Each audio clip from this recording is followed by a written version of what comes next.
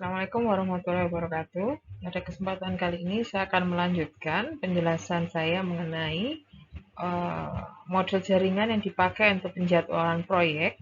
Kali ini lanjutan dari konsep critical path method, di mana kalian diminta mencari melakukan analisis penentuan earliest time and the latest time, ya, the earliest event time, latest event time, total float yang secara gabungan akan menghasilkan kegiatan-kegiatan yang tidak dapat ditunda, yang menentukan penyelesaian proyek dalam kurun waktu yang paling cepat.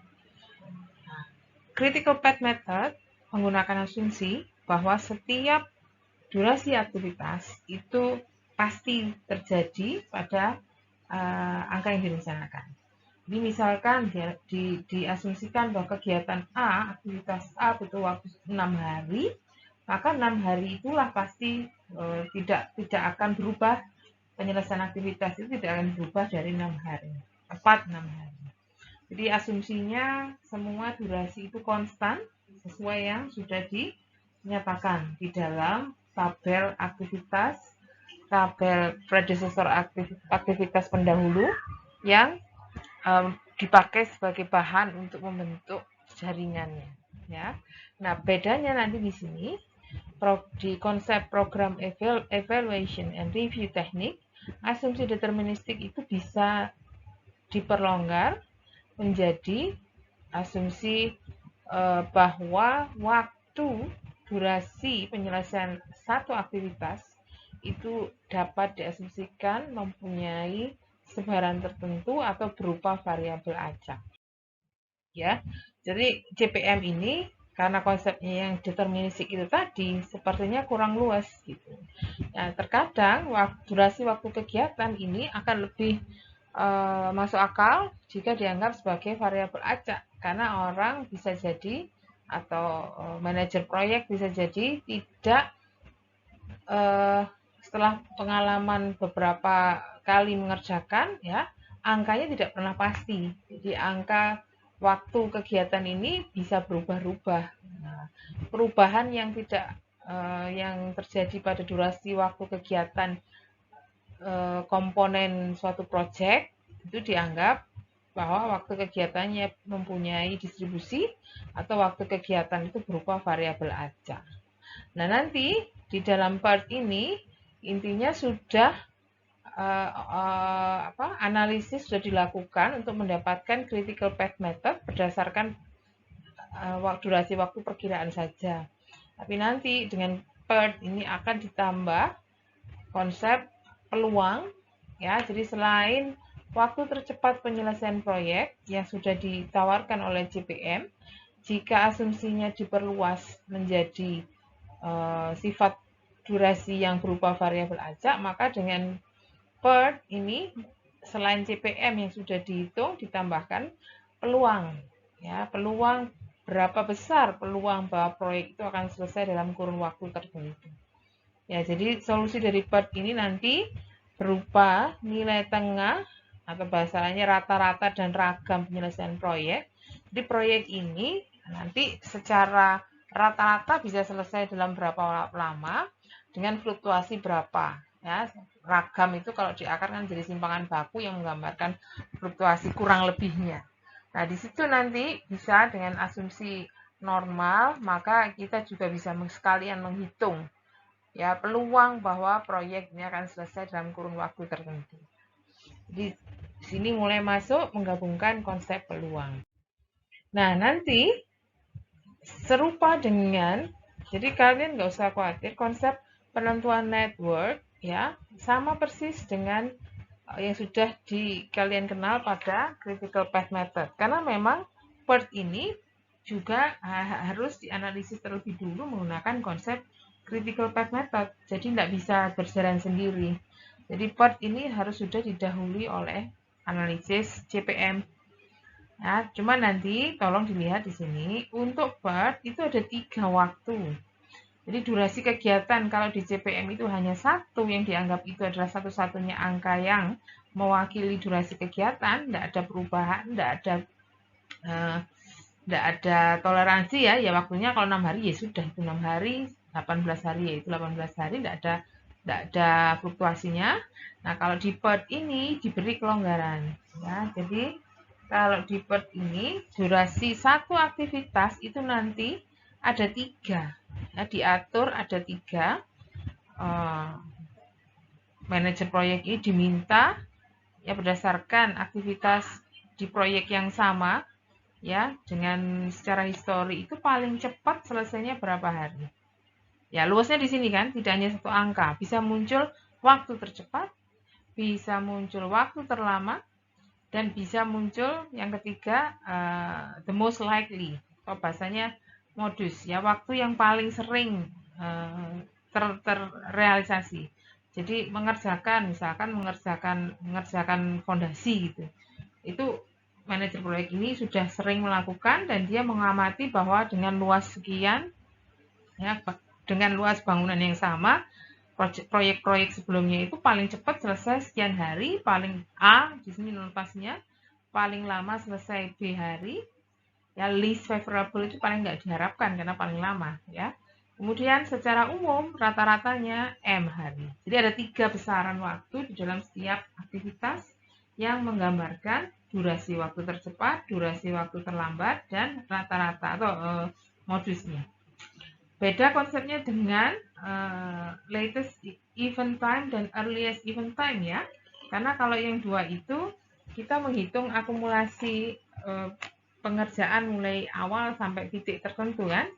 Akumulasi durasi waktu kegiatan mulai awal sampai titik tertentu dengan asumsi masing-masing durasi itu hanya satu besaran angka. Nah, kalau ini belum menghitung konsep yang seperti itu, ya di sini masih bicara mengenai durasi per aktivitas, tapi per aktivitas ini sendiri sudah diberi kisaran antara yang paling cepat, paling lambat, dan rata-rata atau modusnya. Ya, nanti ya, asumsi yang dipakai kan kalau variabel acak itu selalu didasarkan pada sebaran ya. Jadi kalau kamu menganggap waktu itu suatu variabel acak, maka pasti ditanya variabel acak yang menyebar secara apa, distribusinya apa, gitu kan? Nah, di sini untuk riset operasi standarnya yang dipakai untuk keperluan kemudahan analitik digunakan konsep pendekatan ya beta. Jadi diasumsikan sebaran dari durasi waktu setiap aktivitas, maka bunyinya di sini IJ. I itu awalnya, J itu akhirnya. Aktivitas yang berawal di I dan berakhir di J itu waktunya berupa variabel acak yang menyebar secara beta dengan alfa dan beta sebagai parameter bentuk sebaran. Lebih mudah lagi ya, beta ini ya mungkin kalau kalian cek rumusnya di teori peluang, nah bentuk rumusnya kompleks ya, ada fungsi betanya, memang namanya beta karena ada fungsi beta. Maka di teori riset operasi yang digunakan oleh orang manajemen, betanya ini adalah beta aproksimasi saja. Jadi beta PERT approximation. Jadi bukan beta yang secara fungsi sudah definisi di teori peluang, ini ada aproksimasinya saja, pendekatannya saja. Di mana nanti informasi yang dibutuhkan adalah yang 3 yang saya sebutkan di depan tadi, hanya butuh parameter A waktu tercepat, B waktu terlama, dan M waktu yang paling sering ya, sering terjadi pada kegiatan yang sama. Nah, nanti 3 itu tadi akan dipakai untuk menghitung ya durasi aktivitas secara rata-rata atau bahasanya nilai harapan dan fluktuasi yang nanti disajikan dalam bentuk ragam durasi aktivitas. Setiap aktivitas pasti punya A, M, dan B. Ya, setiap aktivitas punya besaran waktu tercepat, waktu terlambat, dan modusnya. Ketika diolah di sini, ya, seperti dengan rumusan ini, dia akan menjadi nilai harapan. Ketika diolah menjadi rumusan yang seperti ini, akan menjadi ragam dari durasi aktivitas. Anggapannya nanti masing-masing aktivitas ini saling bebas ya. Jadi aktivitas yang digambarkan di dalam network, misalkan T12, terus lanjutannya mungkin T23 dan seterusnya, itu tidak tidak ada karena yang tidak saling tergantung ya. Karena kita lihatnya ini selesai baru yang ini. Mungkin seperti itu dengan kita membuat jaringan seperti minggu lalu. Maka apa yang terjadi di aktivitas ini tidak mempengaruhi aktivitas berikutnya. Nah, di situ mempermudah nanti. Jadi kalau saling bebas, kemarin ya, kalau kita mempunyai jalur, misalkan jadi contoh saya ada aktivitas yang dilambangkan dengan note 12, ini note 12. Kemudian ada aktivitas yang digambarkan dengan note 23, note 2 dan note 3, anak panah yang menghubungkan itu dipakai sebagai aktivitas. Jadi misalkan aktivitas A, ini aktivitas B, aktivitas A itu durasinya 1, 2, aktivitas B durasinya 1, 3. Karena saling bebas, ini ya, ini kan membentuk jalur. Jalur dari 1 ke 2, 2 ke 3, durasinya bisa kamu tambah. Ya. Jadi nanti ketika asumsi saling bebas ini kita pakai, maka nilai tengah tinggal ditambahkan saja. Rata-rata itu tinggal ditambahkan saja di sini. Ya, karena durasi waktu tadi bisa ditambah, otomatis nanti nilai tengahnya juga bisa ditambah. Kemudian konsep kebebasan juga seperti di teori peluang, kalau dua variabel saling bebas, ya jumlahnya juga ragam dari jumlah variabel tadi adalah penjumlahan dari ragam masing-masing tanpa ada unsur kovarian. Nah, di sini X-nya digantikan dengan T12, T13 itu. Jadi ragam ya maupun nilai tengahnya tinggal ditambah karena konsep kebebasan tadi.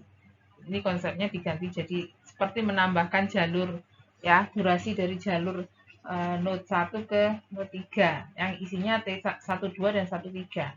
Durasi 12 plus durasi 13. Nah, itu karena saling bebas boleh dituliskan seperti ini. Ya, nanti seperti itu. Tapi fokusnya ada pada jalur yang nanti berada di jalur kritis. Aktivitas-aktivitas yang berada pada jalur kritis. Namanya nanti istilah kita jalur yang kemarin ya, critical path, jalur kritis. Boleh dijumlah. Jadi durasi aktivitas di dalam jalur kritis masing-masing dicari nilai harapan dan variansnya. Nanti dengan konsep kebebasan ini nilai harapan masing-masing aktivitas di dalam jalur bisa ditambah, ragam aktivitas di dalam jalur juga bisa ditambah.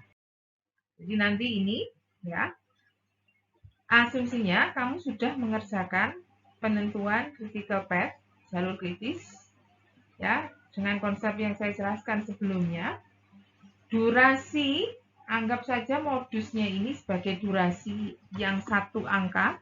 Ya, kalau CPM kan asumsinya angkanya cuma satu, nggak ada plus minus ya, nggak ada tercepat, nggak ada terlambat, ya, nggak ada modus ya, cuma satu angka saja. Kalau yang CPM tadi, yang PERT ini kan ada 3 besaran, waktu minimum, waktu rata-rata, waktu modus, dan waktu terlama.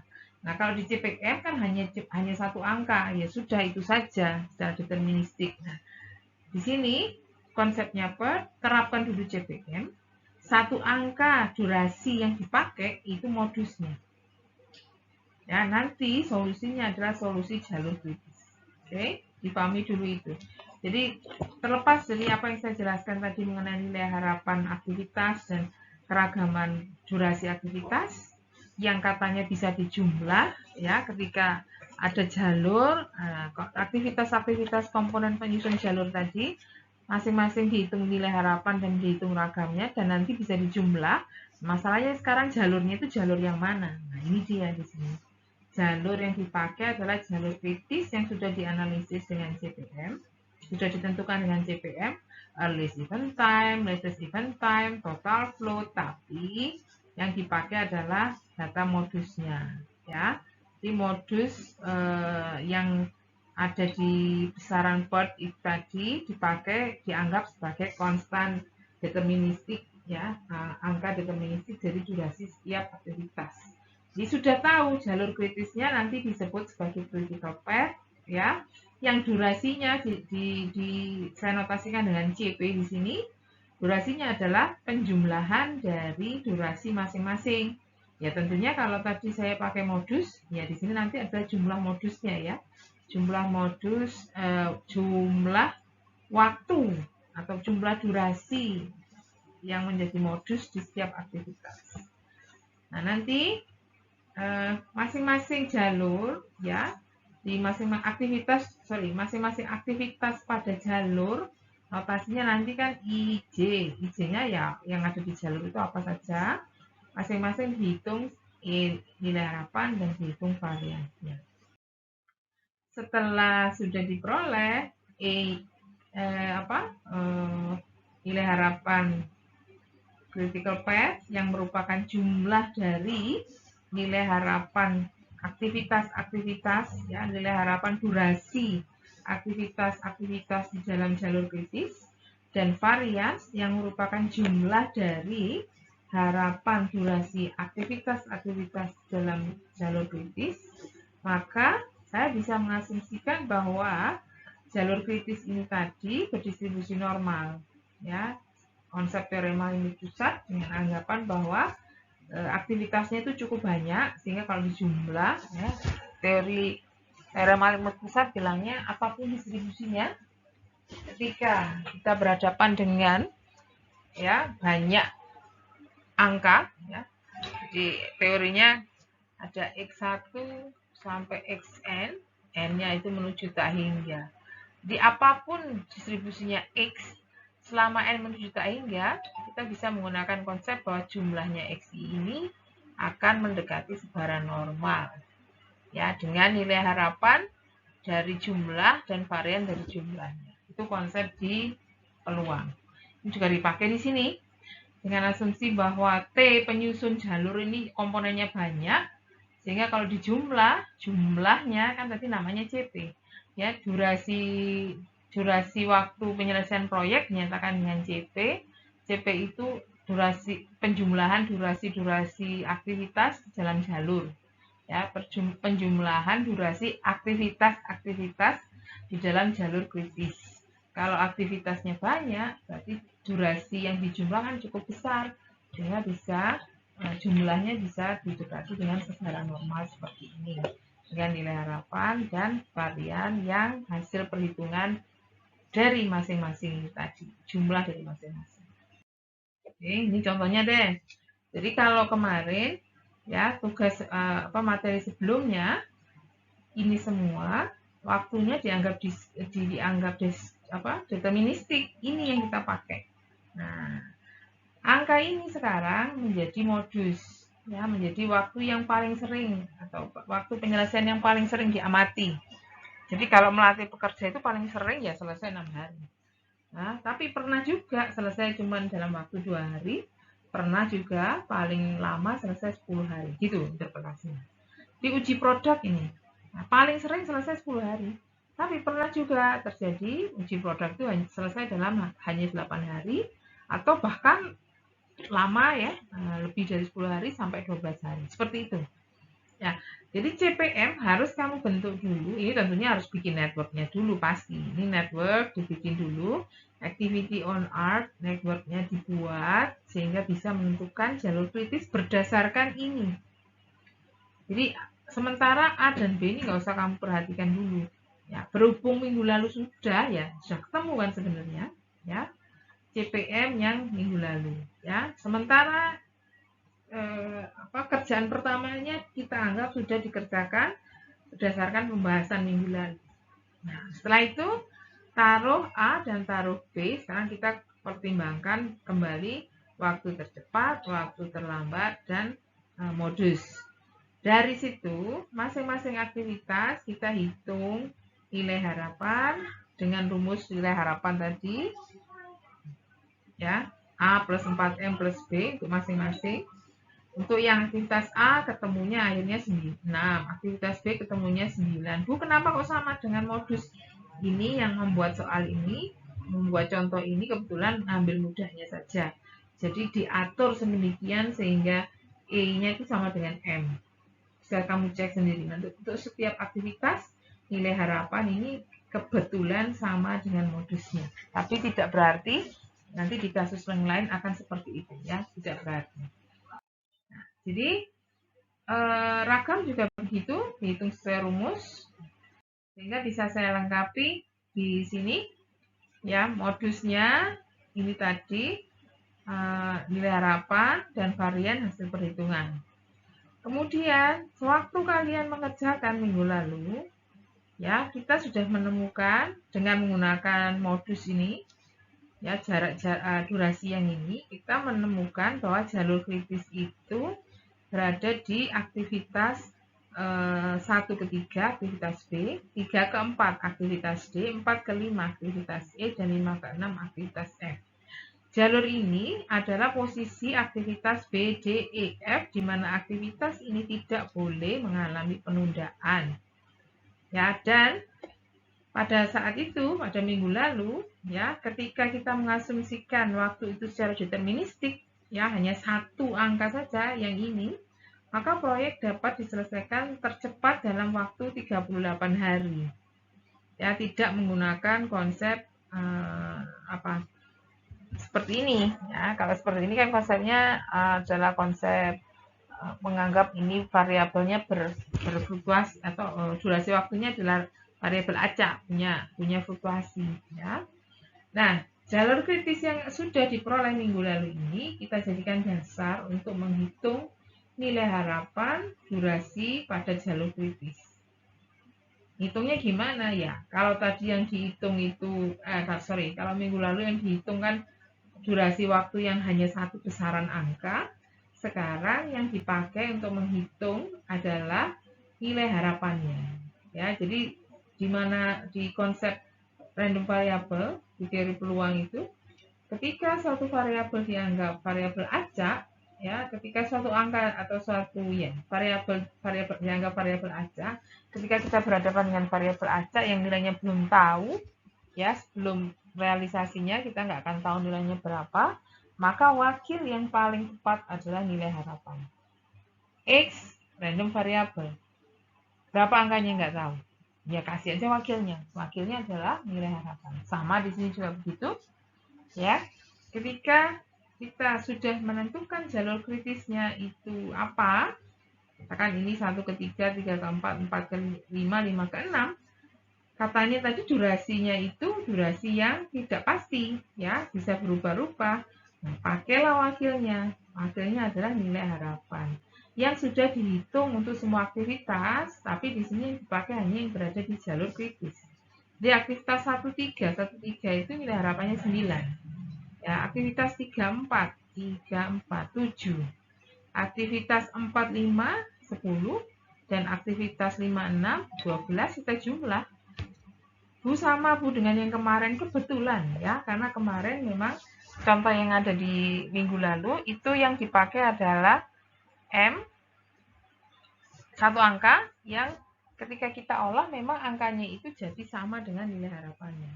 Ya, jadi contoh ini memang sengaja diberi A dan B sedemikian, A, B, dan M sedemikian sehingga modus dan nilai harapannya menjadi sama.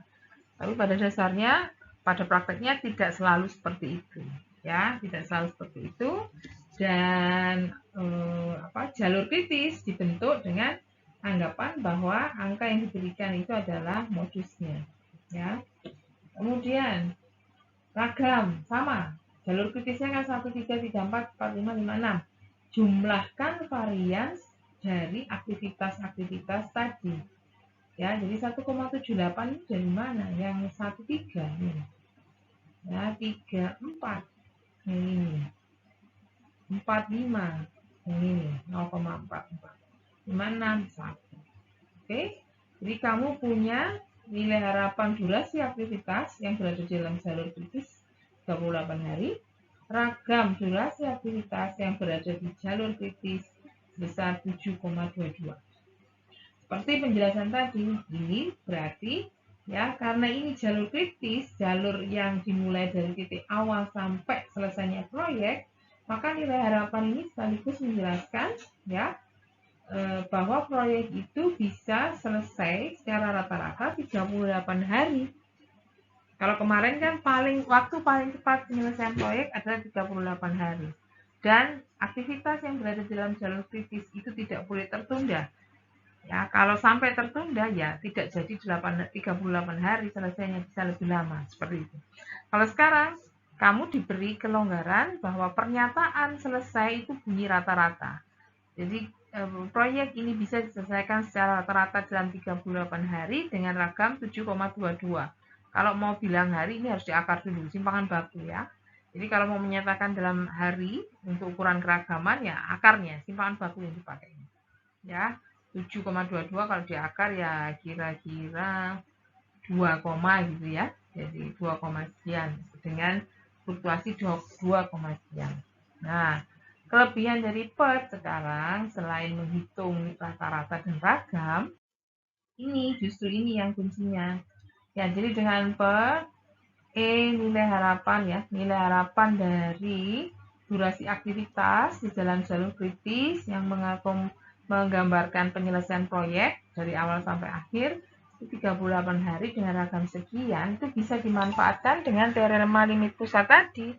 Jadi karena asumsi CP berdistribusi normal dengan nilai harapan ini ECP dan VAR-nya, maka kamu seolah-olah punya variabel CP dengan yang berdistribusi normal dengan nilai harapan 38 dan ragam 7,22 yang bisa kamu pakai untuk menghitung pertanyaan misalkan ya berapa peluang bahwa proyek dapat diselesaikan kurang dari 38 hari. Critical path ini tadi variabel yang mewakili penyelesaian proyek ya, karena CP tadi jalur yang dari titik awal sampai titik akhir proyek. Kurang dari 38 hari karena CP berdistribusi normal, maka kamu bisa menggunakan pendekatan hitungan normal baku, perubahan hitungan transformasi normal menjadi normal baku. Jadi normal baku itu hitungannya ya variabel dikurangi nilai harapan dibagi akar ragam. Udah, semua besarannya ada. Yang ini adalah pembakuan yang bisa kamu ganti notasinya menjadi Z. Kemudian yang ini ya angka yang sudah ada di substitusi 38 dari pertanyaannya ini. Nilai harapan tadi transformasinya dan sudah diketahui nilai harapan CP sama dengan 38. Akar variasinya 7,22. Cek sendiri ya, jelas ini 0. Ya, kalau kita ingat distribusi normal itu adalah distribusi yang simetris. Kalau normal baku pusatnya 0. Jadi kalau ada informasi suruh hitung peluang Z kurang dari 0 berarti yang ini kan. Mulai kiri sampai 0. Nah, kemudian karena luasan di bawah kurva ini sama dengan 1, ini peluang min hingga sampai plus hingga sama dengan 1. Kalau peluang hanya kurang dari 0 berhenti di sini berarti separuhnya. Hanya di sini hasilnya setengah. Nah, informasi ini bisa dipakai untuk menjawab bahwa proyek ini bisa selesai kurang dari 38 hari.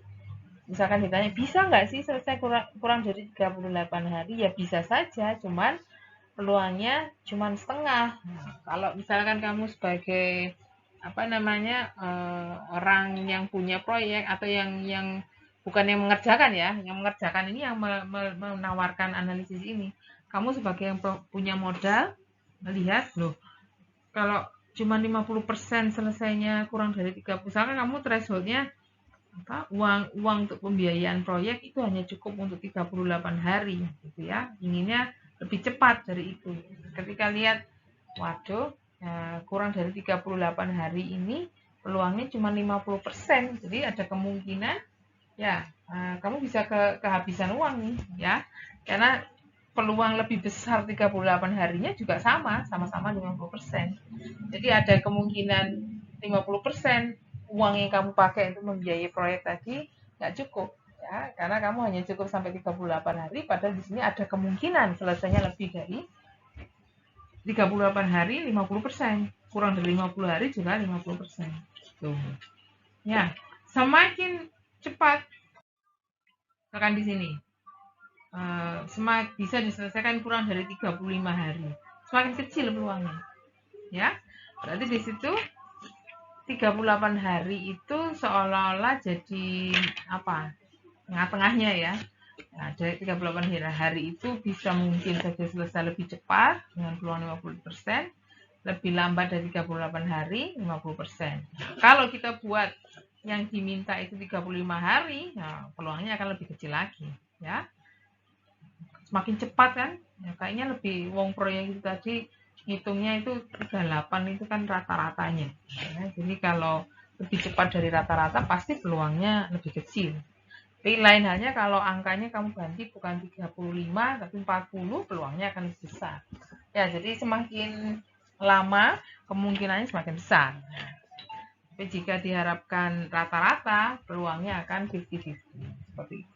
Ya. Nah, jadi kelebihan dari CPM kelebihan dari PERT dibandingkan dengan CPM adalah ketika CPM hanya menunjukkan jalur kritis, mana-mana kegiatan yang tidak dapat ditunda tanpa mengganggu penyelesaian proyek secara keseluruhan, ya, maka PERT ini bisa menawarkan fleksibilitas, ya, dan perhitungan peluang. Jadi pengambil keputusan bisa melihat, bisa memprediksi, ya, seperti tadi biaya dan lain-lain, ya, di mana hitungan-hitungan dikerjakan memang terlebih dahulu dengan konsep CPM. Tapi ketika konsep PERT yang diterapkan, dia harus sudah sedia, ya, historical information mengenai waktu paling cepat, waktu paling lambat dari penyelesaian suatu aktivitas. Jadi durasi suatu aktivitas. Rata-rata atau modusnya itu biasanya yang dipakai untuk deterministik. Jadi informasi yang dikerjakan yang dipakai pada CPM adalah informasi modus dari durasi aktivitas atau durasi aktivitas yang paling sering terjadi. Ya, oke. Dari saya itu saja untuk materi PERT. Silahkan disimpan dulu pertanyaan yang mungkin muncul. Ya, bisa sambil melihat latihannya. Bisa pertanyaan yang ingin kalian sampaikan bisa saya coba bahas pada sesi diskusi. Oke, atas perhatiannya terima kasih. Assalamualaikum warahmatullahi wabarakatuh.